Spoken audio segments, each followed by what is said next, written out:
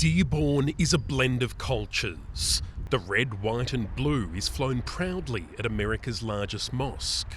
This is the first Arab-majority city in the United States, and voters here could help determine if Kamala Harris or Donald Trump wins the state of Michigan. It's cheese with eggs. In a Lebanese bakery, staff are preparing for the busy lunchtime rush. Al Jazeera blares in the background. The election campaign has been focused almost entirely on domestic issues, but not here. People are following events in the Middle East closely.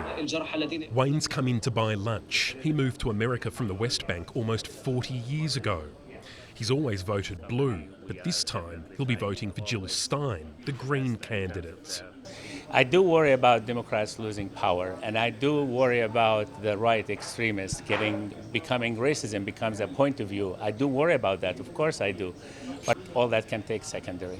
When you look at genocides going on, administration that's continuously feeding all these weapons for the state of Israel on daily basis, you're seeing the children being shredded on a daily basis. Everybody in the office. Mohammed won't vote for Harris because of the current administration's support of Israel. But he won't vote for Trump either, and wonders if Muslim support for the Republican is being overstated. It could be, just to bring up, encourage others to vote the same way. But I don't think a large part of the community is going to vote for Trump or Harris. Israel's war in Gaza and operation in southern Lebanon have had an enormous impact on Muslim voters here. Many are worried for relatives. All are horrified by the images they see on TV each night. It led to the creation of the Abandon Biden campaign, which had to abandon its original name. The ultimate goal is to punish the vice president because of her genocide, to then take the blame for the defeat, and in so doing buy power, to send a signal to the political landscape that you should never have ignored us when we came out again and again and again. Democrats would say that the Abandon Harris movement is simply helping Donald Trump. What do you say to that? I say that the former president prevented our family and friends and colleagues from entering the country, but the vice president killed them. That we have no choice. Imagine what would happen after a year like this, where we protested against the administration because of the genocide, and we would walk gently to the ballot box and reward the vice president. Others in the community aren't just voting Green or staying home. The back streets of Dearborn are a strange mix of Trump signs and Palestinian flags. We're meeting the mayor of nearby Dearborn Heights.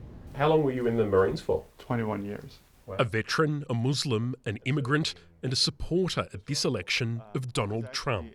We have no voice with the Democrats right now, especially with Harris or Biden. All of a sudden right now, she said, I'm going to stop the war.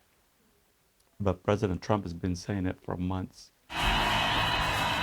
The mayor was one of several community leaders who joined Trump on stage recently. It came as a surprise to many of his constituents. Wow, what a nice, thank you. Within a day or 2 days after that, I probably talked to over 100. Maybe 10 were negative, but I was getting feedbacks from 19-year-olds, 20 years old, telling me we're glad that somebody actually came forward, and now we have direction. We have a city leader that is endorsing Trump, and we're going to go with your recommendation. Now, there is a chance that all of this is getting a little bit overblown. Detroit's Arab-American community is large, but it makes up less than 3% of Michigan's entire population.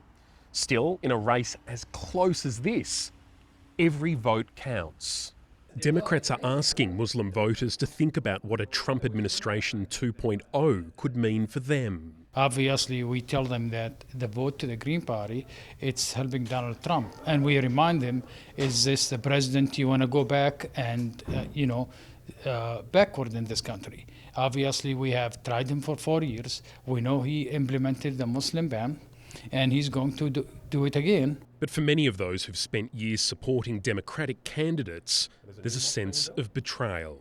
I'm at a point where, for me, I can't sit back and, as a lifelong Democrat, pretend that the Democratic Party isn't funding a genocide and allowing Israel carte blanche to do as they please. If the Biden administration announced a ceasefire agreement with Israel and Hezbollah, for example, in a couple of days before Election Day, would that swing any votes here, or is it too late? It's 400 plus days too late to act like you care. In Detroit, Ben Lewis, SBS World News.